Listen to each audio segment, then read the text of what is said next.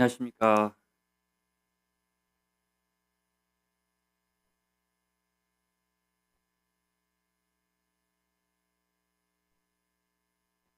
보니까 많은 성도님들이 들렸다 말다 그러죠. 들렸다 말다, 들렸다 말다. 괜찮네요, 아직은.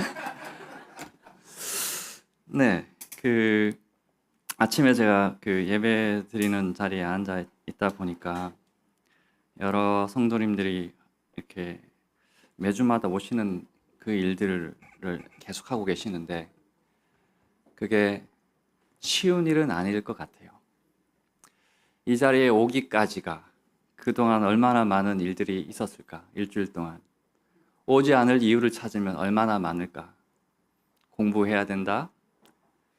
또 무슨 집에서 뭘 고쳐야 된다. 직장 일이다. 친척 일이다. 다양한 일들이 많이 있었을 겁니다. 그런데도 불구하고 이렇게 모든 제약들을 다 제하시고 이 자리에 나오신 저를 포함한 우리는 얼마나 복을 받은 사람인가. 우리를 이 자리까지 나오게 해주신, 힘써 나오게 해주신, 그렇게 힘을 써주신 우리 하나님의 은혜가 우리에게 있다라는 생각이 들었습니다. 자, 오늘은 아까 광고한 것처럼 그 6주간의 두 번째 시간인 그 주제는 이번 주는 하나님에 관한 이야기를 할 예정입니다. 다음 주는 사람에 대해서 다른 형제님이 말씀해 주실 것이고 그 다음 주는 죄에 대해서 얘기를 할 것 같습니다. 그래서 6주의 맨 마지막에는 십자가에 대해서 이제 얘기를 할 예정이고요. 오늘은 제가 하나님은 어떤 분이신지 하나님에 관해서 에 대해서 이제 말씀을 드릴 예정입니다. 하나님은 과거에는 하나님은 무엇인가라는 데 대해서 사람들이 고민을 많이 했었어요. What is 하면서 무엇인가 하나님은. 그렇기 때문에 거기서 나온 그 대목들이 뭐였냐면 하나님은 전지하시다. 하나님은 전능하시다. 하나님은 광대하시다. 이렇게 하나님에 대해서 설명을 한 부분이 있는데요. 그러나 시간이 지나면서 사람들이 그런 하나님만 있는 것이 아니라 하나님은 누구이신가에 대해서 고민을 하기 시작했습니다. 지방 방송이 들립니다. 유튜브. 예. 자, 처음에는 하나님이 무엇인가에 대해서 고민을 많이 했었어요. 굉장히 초기의 교회들은. 그러나 시간이 지나면서 하나님에 대해서 더 많은 고민과 연구를 해가면서 하나님은 누구신가에 대해서 많은 연구들이 또한 있어 왔습니다. 그 중에 하나에 대해서 오늘 어차피 다 하긴 어려울 거니까 얘기를 할까 합니다. 하나님은 우리가 다 알다시피 절대자시죠. 전능자시고 모든 세상에 가장 파워풀한 그런 분이십니다. 모든 힘을 갖고 계시고 그래서 우리가 아는 모든 그 능력이 하나님께 있습니다. 그래서 절대자라고 우리는 알고 있는데 성경에 있는 그 하나님과 달리 성경을 모르던 시절에 이방인들은 어떻게 하나님을 생각을 했을까요? 우리 동양에서는 옥황상제라고 생각을 했습니다. 천재, 하늘에 있는 주제, 그리고 뭐 염라대왕, 바다를 다스리는 용왕, 뭐 이런 식으로 절대자를 표현했고요. 서양에서는 그리스 로마 신화에서는 제우스 신이 가장 힘이 세죠. 그 다음에 주피터라는 신이 있었습니다. 그 신들이 가장 힘이 센 그런 절대자의 자리를 차지하고 있었습니다. 하지만 이런 이방인들이 생각했던 이런 신들은 사람들이 만들어낸 거예요. 발명을 한 거예요. 고안해낸 신들이죠. 그렇기 때문에 그 신화나 그 신들의 그 이야기들을 들어보면 어떨 때 보면 조금은 우스꽝스러운 얘기들이 있습니다. 그 신들은 서로 속이기도 하고 거짓말도 하고 서로 사기를 당하기도 하고 또 불륜을 저지르기도 하고 그런 신들이었어요. 사람들이 만들어낸 신이었기 때문에 그렇습니다. 그렇기 때문에 사람들에게 발생할 수 있는 다양한 일들이 신들 세계에서도 있다라고 사람들은 생각을 했던 거죠. 그것을 우상을 만들어서 거기다가 신전을 만들어서 거기서 예배를 하고 또 제사를 드리고 했던 그런 우리 선조들이 있었습니다. 이 사람들은 그런 신들은 신적인 능력이 있긴 있었어요. 우리 상상 속에서 한 것이었지만 그러나 제한적인 신적인 능력이었어요. 모든 것을 다 할 수 있는 그런 전능한 것이 아니라 일부 어떤 부분에 있어서 굉장한 힘을 갖고 있었고 하지만 전 인격적으로 완전한 그런 신은 아니었습니다. 그러나 성경에서 말하고 있는 이 하나님은 그런 신들과 조금 차별화됩니다.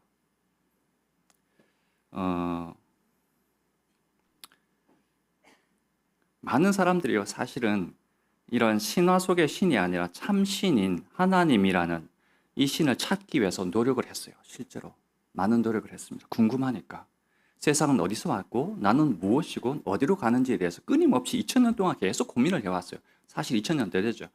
과거 예수님 이전부터 그 고민은 인류가 시작된 이후부터 계속 고민은 되어 왔기 때문에 그렇습니다. 그렇지만 그걸 궁금해하던 그런 철학자들이 많았겠지만 하지만 그것을 연구해서 제대로 밝혀낸 사람들이 그렇게 많지가 않았습니다. 한편에서 보면 지금 우리가 생각할 때 하나님을 사람들이 찾아낼 수 있을까라는 고민을 해봐야 돼요. 성경 없이 자연인으로 태어나서 갓난아이가 태어나서 이 세상 만물을 보고 인체의 신비를 보고 자연과 우주의 섭리를 보고 하나님을 찾아갈 수 있을까? 더듬어서 그까지 갈 수 있을까라는 고민을 한다면 여러분 어떻게 대답을 하실 것 같아요? 찾을 수 있을까요? 이건 마치 우주의 크기를 내가 측정해 보겠다라는 노력과 비슷한 것 같아요. 혹은 숫자의 1부터 시작되는 그 숫자의 마지막 그 숫자를 내가 찍어 보겠다라는 그런 노력과 비슷할 것 같아요. 답이 없어요, 실제로는.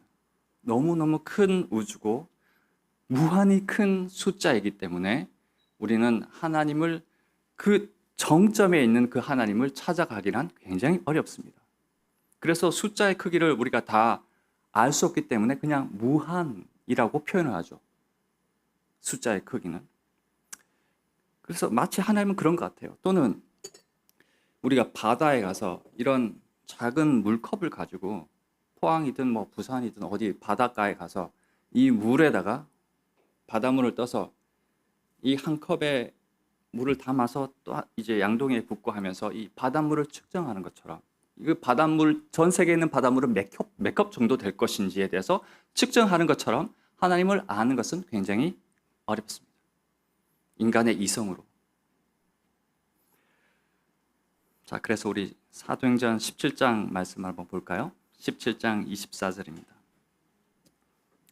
아까 예배 시간에도 이런 말씀들이 있었는데요. 저는 요즘 그런 생각이 듭니다. 예배 시간이든 이럴 때 보면 가끔씩 제가 준비했던 말씀들이 자꾸만 나와서 하나님께서 그렇게 인도해 주시나라는 생각도 들었습니다. 17장 24절 사도행전 17장 24절에서 27절까지 읽겠습니다. 제가 읽어보겠습니다. 시간이 없어서. 24절 우주와 그 가운데 있는 만물을 지으신 하나님께서는 천지의 주제시니 손으로 지은 전에 계시지 아니하시고. 자, 여기서 하나님을 표현하는 게 있는데요. 그 우주와 그 가운데 있는 만물을 지으신 하나님이다. 이런 표현이 있죠. 하나님을 설명할 때 지으신 하나님, 즉 창조하신 하나님을 여기서 말하고 있습니다. 근데 뭘 창조했나요? 만물. 만물이라는 것은 우주와 그 가운데 있는 모든 것을 말하는 거죠.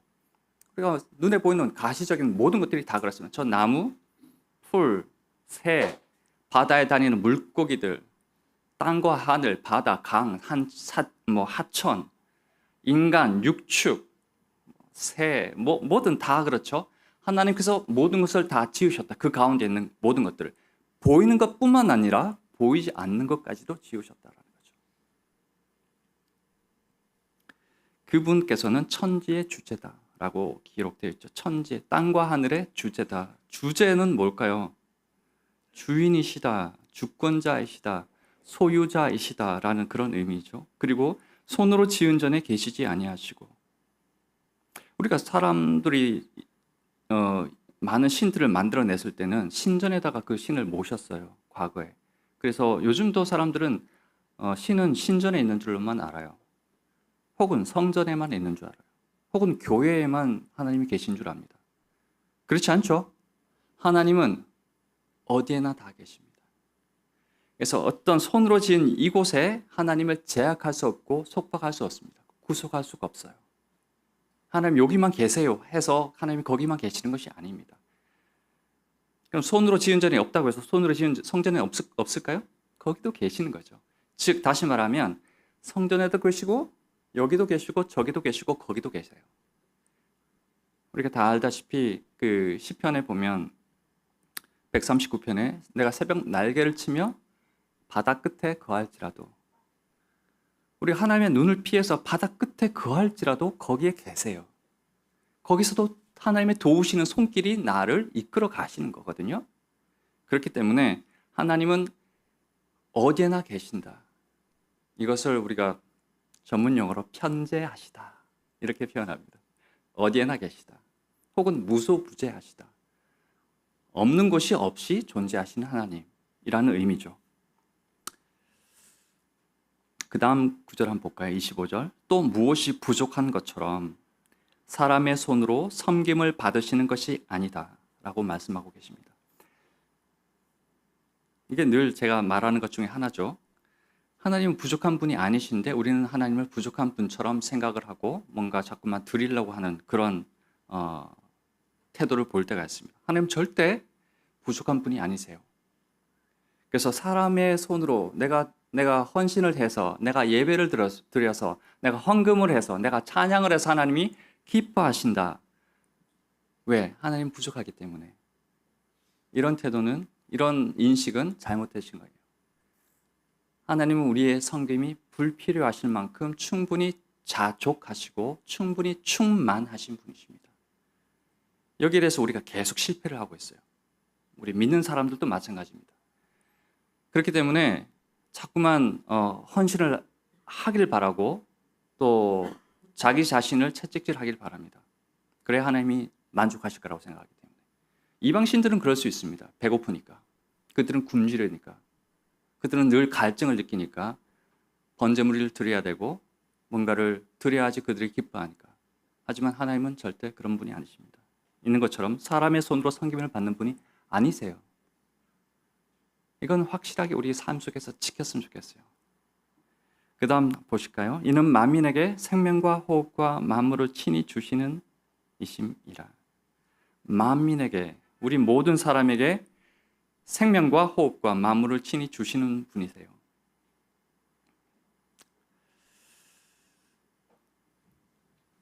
그래서 즉 다시 말하면 하나님은 받는 것이 아니, 하나님은 받는 존재가 아니라요, 항상 주시는 분이세요.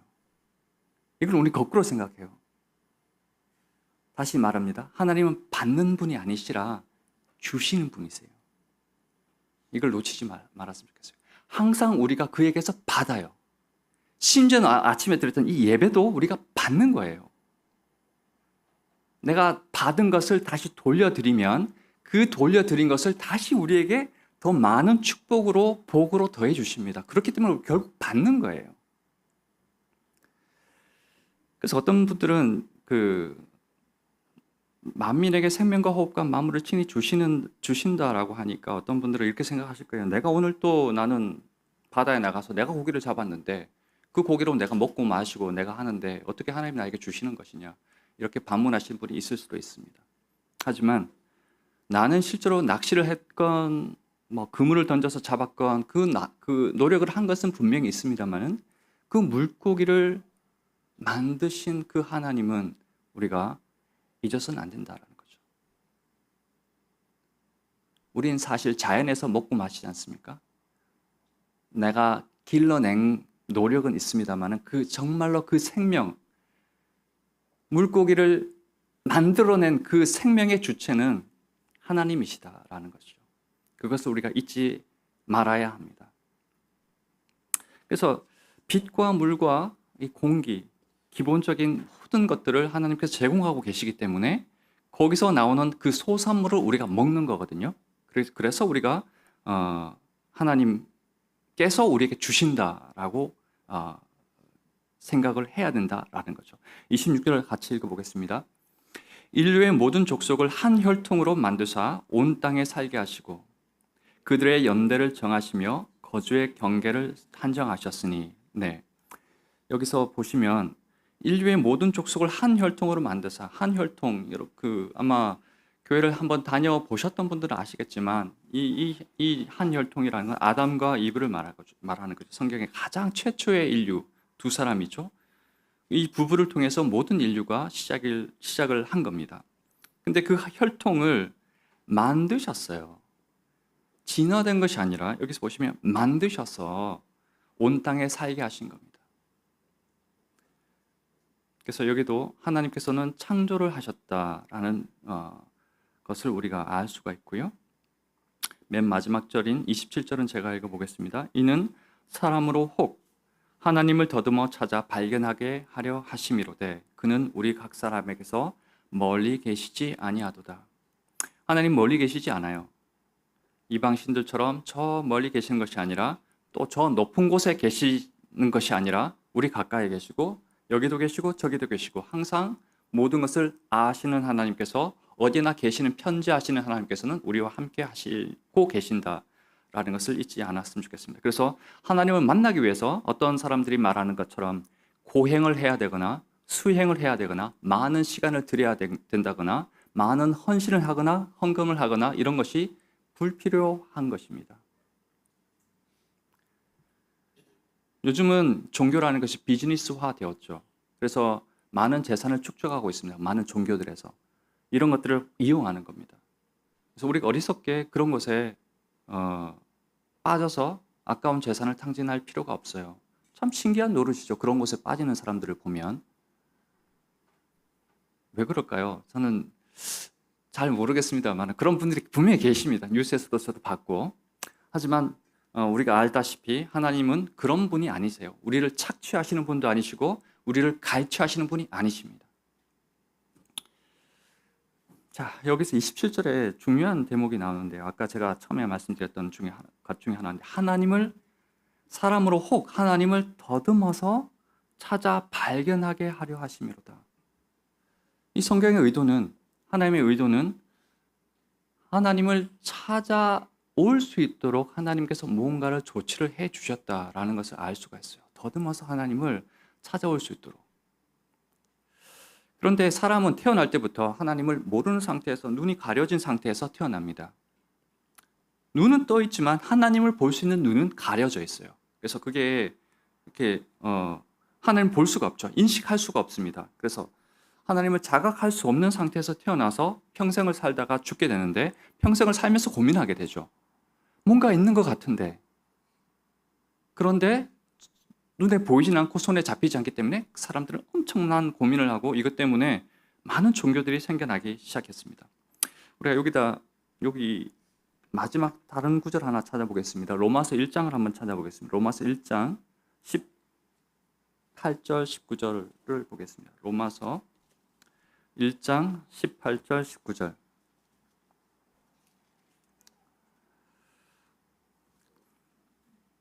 로마서 1장 18, 19절을 제가 읽어보겠습니다. 20절까지 제가 읽겠습니다. 하나님의 진노가 불의로 진리를 막는 사람들의 모든 경건하지 않음과 불의에 대하여 하늘로부터 나타나나니 이는 하나님을 알만한 것이 그들 속에 보임이라. 하나님께서 이를 그들에게 보이셨느니라. 20절 창세로부터 그의 보이지 아니하는 것들 곧 그의 영원하신 능력과 신성이 그가 만드신 만물에 분명히 보여 알려졌나니 그러므로 그들이 핑계하지 못할지니라. 네, 이 구절도 우리 잘 알고 있는 구절이시죠. 19절에 보면 하나님을 알만한 것이 그들 속에 보임이라. 하나님께서 이를 그들에게 보이셨느니라. 이게 뭘까요? 우리 속에 있는 하나님을 알만한 것이 뭘까요? 우리 대표적인 것이 우리 양심이라고 볼 수도 있죠, 그죠? 양심은 내가 잘못한 일을 할 때 가책을 느끼게 해줍니다.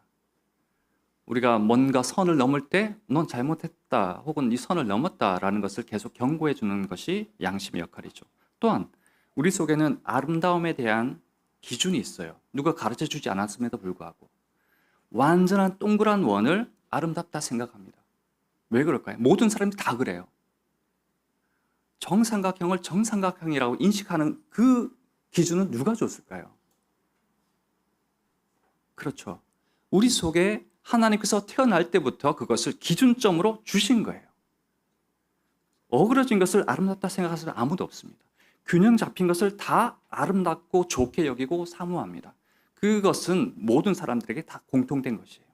우리가 다 같이 양심과 좋은 것을 인식할 수 있는 그런 능력과 그리고 판단할 수 있는 능력 그리고 또 영원한 것을 추구하게 하길 갈구하는 그 마음 이런 것들이 다 하나님께서 우리에게 주신 기본적인 소양이죠. 그 20절에 보시면 창세로부터 그의 보이지 아니하는 것들 곧 그의 영원하신 능력과 신성이 그가 만드신 만물에 분명히 보여 알려졌나니 그렇죠. 이것은 우리가 만물이라는 것은 자연을 말하는 거죠. 하나님의 신성과 하나님의 전능하신 능력이 이 자연 속에 만물 속에 다 나타나 있다라는 거죠. 그래서 우리가 자연을 제대로 연구하고 제대로 볼 것 같으면 하나님이 거기에 계신다는 것을 알 수 있을 거야. 더듬어서 찾아봐 라고 하나님께서 말씀하시고 계십니다.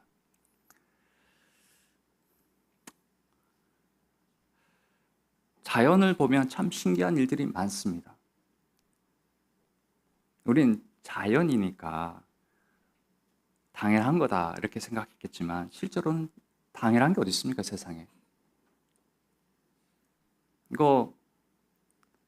이게 위에서 떨어지는 것도 당연한 게 아니잖아요. 뭔가 중력이라는 게 힘이 작용해서 떨어지는 거지 않습니까?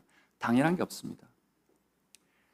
이제 꽃이 들판에 가면 만개합니다만은 노란 꽃을 보십시오. 너무 예뻐요. 그 색감이 얼마나 아름답습니까? 빨간색, 노란색, 흰색 굉장히 아름다운 색깔을 내면서 꽃이 핍니다. 그 꽃은 어디서 뿌리를 받고 있죠? 흙에 뿌리를 받고 있습니다. 흙에서 어떻게 그런 컬러가 나올까요? 신기한 노릇입니다. 어떻게 흙에서 저런 녹색이 나올까요?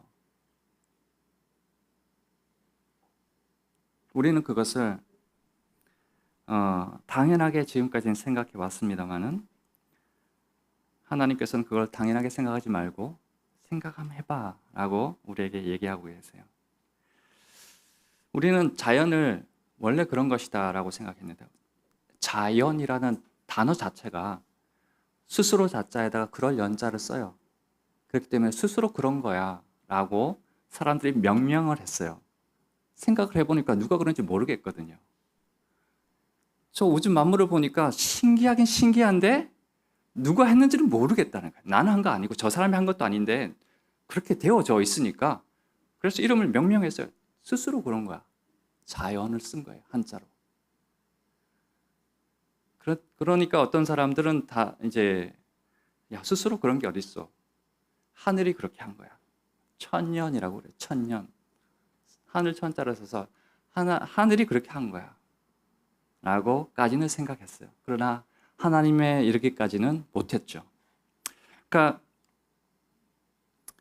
이런 자연과 이 세상을 보면서 궁금해했던 사람들이 우리가 아는 대부분 사람들이 유명한 사람들이 많습니다. 플라톤, 아리스토텔레스, 석가모니, 공자, 맹자 이런 분들이 이런 것들을 궁금해해서 미칠 지경이었어요.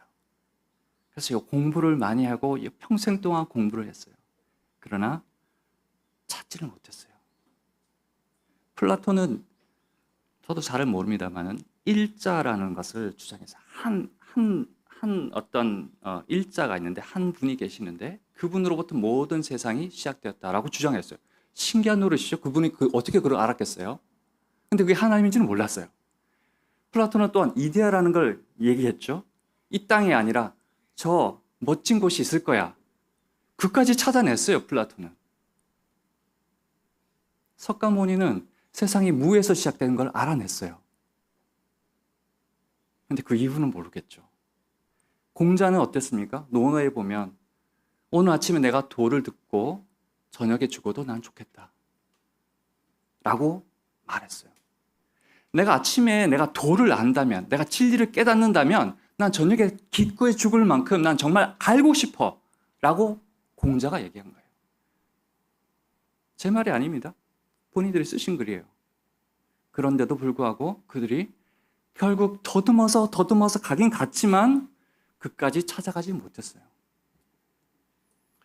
자, 그래서 13세기에 그전에도 물론 이런 얘기들이 많이 있었겠지만 13세기에 토마스 아퀴나스라는 분이 나왔어요. 이탈리아에서. 이분이 하나님에 대해서 이제 설명하는 부분을 잠깐 소개할까 합니다. 이 사람이 설명한 것은 이렇습니다. 세상에 있는 모든 만물은 움직인다. 움직이죠? 움직이는 것이 확실하다. 또 세상에 있는 모든 것은 변하는 것이 확실하다. 여기서 출발하는 거예요. 여기서 만약에 난 반대합니다 라고 생각하시는 분들은 마음속에 생각해 보십시오. 정말로 그런 게 가능한지. 우리가 변하지 않고 움직이지 않는 것이 무엇이 있을까요? 다 움직이고 작은 것들은 다 움직이죠. 큰 것들은 안 움직일까요? 아파트는 안 움직이나요? 팔공사 갓바위는 안 움직이나요? 비바람에 다 깎여 내려가죠. 우리 견고한 이 땅은 안 움직이나요? 지진 때문에 움직이죠. 다 움직입니다. 다이아몬드는 영원할 것 같습니까? 언젠가는 깨지고 언젠가는 부서지기도 합니다. 다이아몬드 자체가 또 움직이기도 하고요. 심지어는 이 지구 자체가 움직이고 있어요. 그렇지 않나요? 자전을 하고 있죠. 공전을 하고 있습니다. 저 영원할 것 같은 저 태양도 공전을 하고 있어요. 우주에서. 자기 사이클, 자기 궤도에 따라서. 세상에 있는 모든 것은 다 움직이고 있어요. 여기서 출발하는 거예요. 두 번째, 움직이는 모든 것은 제가 이걸 얘기해 봅시다. 움직이는 모든 것을 이거라고 펜이라고 생각해 보면 이 움직이는 이 펜은 스스로 움직이질 않는다. 어떤 다른 힘에 의해서 움직여진다라고 두 번째 논거를 이어갑니다. 그래서 이건 제 손이 움직이니까 움직이는 거죠. 하지만 자체가 스스로 움직이진 않아요. 그리고 움직이는 것과 움직여지게 하는 것은 다르다 라고 다시 설명을 합니다. 즉 A와 B는 다른 것이다라는 거죠. A가 움직이는데 B의 영향을 받아서 A가 움직인다면 당연히 A와 B는 서로 다른 거예요. 또 다시 이제 생각을 조금 확장해 갑시다. A가 있었죠? 움직여지죠? B 때문에 B가 움직였으니까. 근데 이 B는 뭐에 의해서 움직여지나요? 또 다른 C가 있었겠죠? 이것도 스스로 움직이는 게 아닙니다.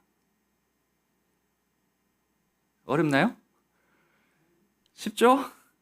A, B, C가 있으면 A가 움직이고 B가 움직이게 하고 B를 움직이게 한 것은 또 C고 C가 움직이게 한 것은 D고 이렇게 끊임없이 이어져 있는 인과관계가 있다는 거죠. 그런데 이것을 우리가 무한히 소급해 갈 수 있을까? 라고 질문을 합니다. 아퀴나스는.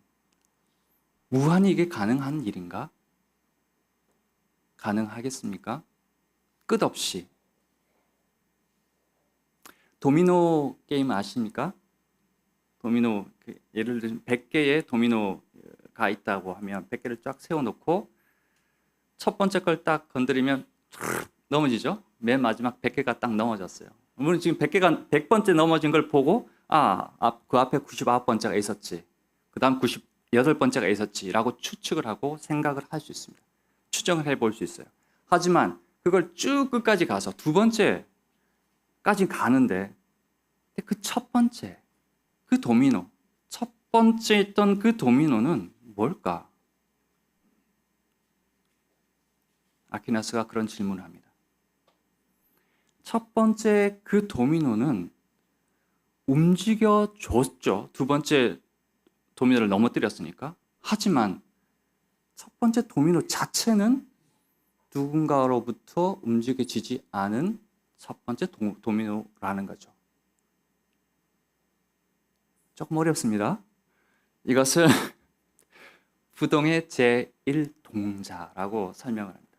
이 첫 번째 도미노는 부동, 움직여지지 않는 것이지만 하지만 움직이게 하는 첫 번째 제1동자, 부동의 제1동자라고 설명을 합니다. 아퀴나스가.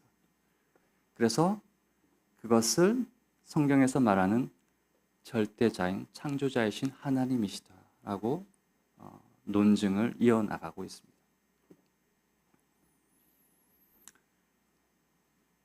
또 하나의 이제 간단하게 이제 말씀을 드리면 자연 속에 있는 질서나 인체 속에 있는 신비나 이런 모든 세상 만물의 순환이나 우주의 질서를 보면 도저히 이것이 그냥 우연의 산물일까라는 의문을 아퀴나스는 갖고 있었어요.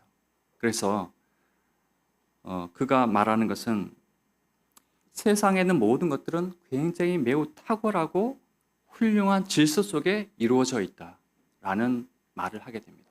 실제로 그러하죠. 지구도 23.5도 기울어져서 있죠. 이게 조금만 빗나가도 우리는 살 수가 없는 상황이죠. 자연의 그 물리적인 법칙들이 정말로 우연의 일치로 이렇게 된 것일까라고 질문을 하죠. 우리가 다 몇 번 들어봤을지 모르겠지만 여기 있는 이 시계를 모든 부품들을 다 분해해서 공중으로 휙 던졌는데 떨어지면서 완전체의 시계가 만들어지는 것 같은 우연이 우리에게 벌어지는 거예요. 그런 우연은 아퀴나스의 말에 의하면 있을 수 없는 우연이다. 그래서 이 세상이 질서 있게, 이 시계처럼 질서 있게 잘 돌아가는 것을 보면 그 질서를 가지고 누군가가 계획적으로 설계를 한 사람이 있고 그것을 만들고 조립한 누군가가 있다라는 것을 말하고 있었습니다.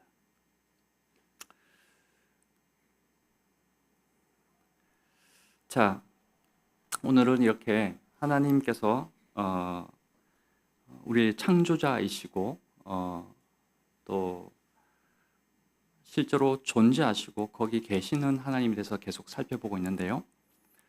이걸 성경학자들은 자존하시는 하나님 이렇게 표현합니다. 스스로 존재하시는 하나님. 그래서 하나님은 창세기에 보면 태초에 하나님 천지를 창조하시니라 라는 말씀이 있는데요. 하나님은 창조 때부터 존재하신 분이 아니시라요. 창세 전에, 이미 영원 전에 이미 거기에 계셨고 그 이후에 시간과 공간을 만드신 주체라는 것을 우리가 알아야 될 것 같아요.